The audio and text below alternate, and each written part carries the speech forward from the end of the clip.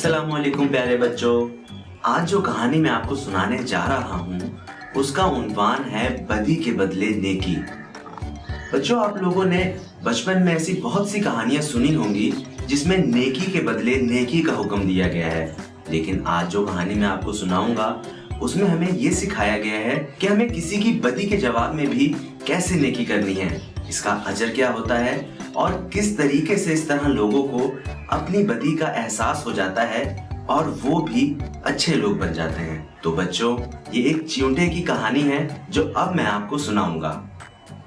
बच्चों, एक चिंटा बड़ा मेहनती और शरीफ था। हर वक्त किसी ना किसी काम में मसरूफ रहता। कभी अपने बिल की मुरम्मत कर रहा है तो कभी मुंह में अनाज का दाना उठाए चला जा रहा है। काहिली को गुनाह समझता और हर काम बड़ी मेहनत से करता। वो वक्त की भी बहुत कदर करता था। किसी काम से बाहर निकलता तो किसी से बेमकसद बात ना करता। वो जानता था कि अक्लमंद ज्यादा नहीं बोलते। रास्ते में अगर कोई जान पहचान वाला चिंटा मिल गया तो दूर से ही सलाम दुआ कर ली और अपनी राह ली। इस चिंटे के बिल के करीब ही एक गंदे पानी का जौहर था, जहाँ शरीर और गंदे बच्चे घंटों मैले कुचैले पानी में नहाते। गंदे पानी में बहुत से जरासीम भी होते हैं जो इनकी खाल पर चिपक कर फोड़े और फिंसी पैदा कर देते। इन बच्चों के अलावा बहुत सी भैंसें भी सारा दिन पानी में बैठी रहती थीं। चिंटा बड़ा परेशान था क्योंकि भैंसें सारा दिन फिरती रहती थीं। चिंटे को खतरा था कि कहीं वो या इसका कोई बच्चा भैंसों के पांव तले ना कुचल जाए।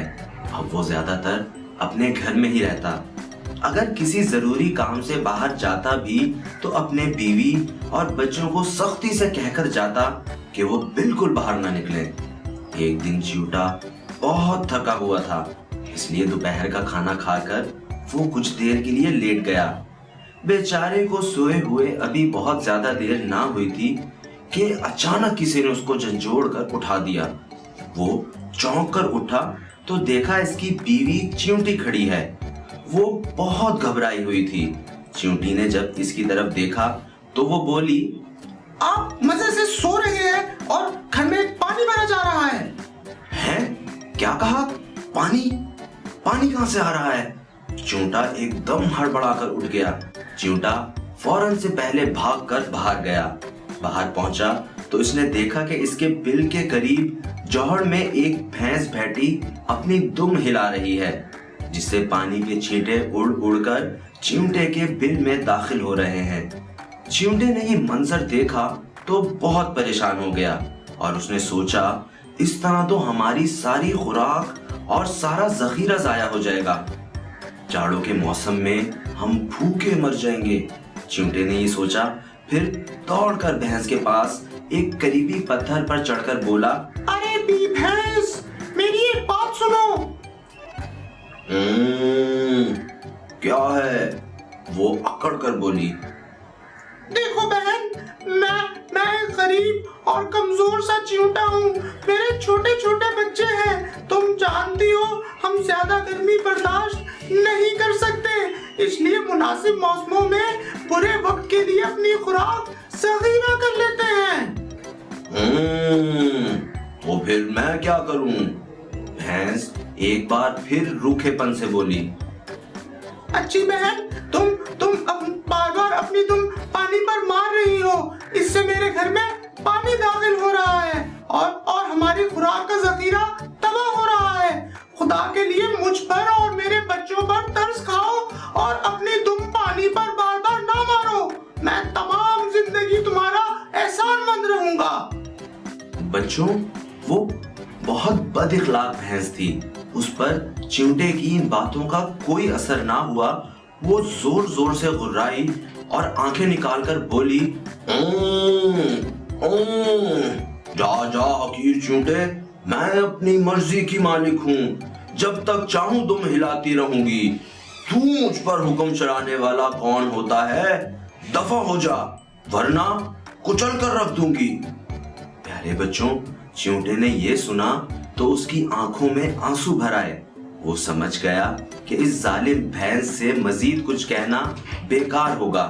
चुनाचे वो सर झुकाकर वहां से लौट आया। जब वो घर वापस आया तो उसके घर में बहुत ज्यादा पानी भर चुका था। खुराक का सारा जखीरा तबाह हो चुका था और चींटे के बच्चे खौफ से चीखे मार रहे थे। इसने बड़ी मुश्किल से उन्हें पानी से निकाला और बाहर ले आया। फिर एक हसरत भरी नजर अपने घर पर डाली और किसी अनजानी मंजिल की तरफ चल दिया। अब इसके पास ना खाने को खुराक थी और ना सर छुपाने को ठिकाना। वो बहुत परेशान था कि अब क्या करे और क्या ना करे कि इतने में चलते चलते वो एक टीले के करीब जा पहुंचा, जहां इसके बहुत सारे चींटे दोस्त रहते थे। उन्हें जब सारा हाल मालूम हुआ तो सब चींटे मिलकर बोले, अरे भाई, आप हमारे मोहसिन हैं, आपने हर बुरे वक्त में हमारी मदद की है। अब कुदरत ने हमें मौका दिया है तो हम इन एहसानों का बदला जरूर उतारेंगे। बच्चों, ये कहकर बहुत से चींटे मिलकर एक नए मकान की तामीर में लग गए। वही काम जो चींटा अकेला कई माह में मुकम्मल करता, अब घंटे भर में हो गया। इन सब ने चींटे के लिए एक बड़ा सा मकान बना दिया। मकान के बाद ग़िज़ा का मसला हल करने के लिए सब चींटे अपने अपने घर से थोड़ा थोड़ा अनाज ले आए और इस तरह गल्ले का एक बड़ा सारा ढेर बन गया। इस तरह चींटे के पास अब एक आरामदेह घर और ढेर सारा गल्ला था, जिसे देखकर वो चींटा बहुत खुश हुआ और उसने अपने सब दोस्तों का शुक्रिया अदा किया। एक दिन वो चींटा जब किसी काम से जौहर की तरफ जा रहा था तो उसने देखा कि वही भैंस पानी से अलग खड़ी रो रही है और बार बार अपने सर को झटक रही है, जैसे वो किसी सख्त तकलीफ में हो। चींटे ने इसको तकलीफ में देखा तो इसको बहुत तरस आया।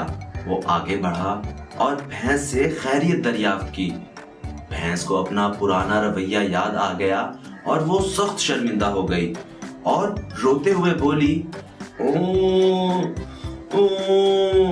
भाई चींटे, मुझे माफ कर दो, मैंने तुम पर जुल्म किया था, अब इसकी सजा भुगत रही हूँ। चींटा बेचैनी से बोला, अगर तुम्हें क्या तकलीफ है? भैंस ने बताया, मैं सुबह भूसा खा रही थी तो एक छोटा सा तिनका उड़कर मेरी आंख में चला गया। तब से मेरी आंख में बहुत तकलीफ है, मुझे किसी पल चैन नहीं आ रहा और तिनका भी किसी तरह नहीं निकल रहा। चींटा बोला, बहन, मैं तुम्हारी मदद कर सकता हूँ, तुम अपना सर जमीन पे रखो। भैंस ने ये सुना तो झट से अपना सर जमीन पर रख दिया। अब चींटा इस पर चढ़ गया और आंख के करीब जाकर थोड़ी ही देर में वो तिनका बाहर निकाल दिया। तिनका निकलने से भैंस को बेहद सुकून मिला और वो चींटे के एहसान तले दब गई। इसने शुक्रिया अदा किया और बोली, मैंने तुम पर जुल्म किया था, लेकिन तुमने मुझ पर फिर भी एहसान किया, लेकिन क्यों? बच्चों, इसके जवाब में चींटे ने जो कहा, सुनो बहन, अगर तुम्हारी बदी के जवाब में मैं भी बदी करता तो तुम में और मुझ में क्या फर्क रह जाता? अगर तमाम लोग बदी का जवाब बदी से दे तो दुनिया से नेकी मिट जाए। फिर अगर तुम्हें खुशी का एहसास हो जाए जो भलाई करके मिलती है तो तुम्हारे सवाल का जवाब तुम्हें खुद मिल जाएगा।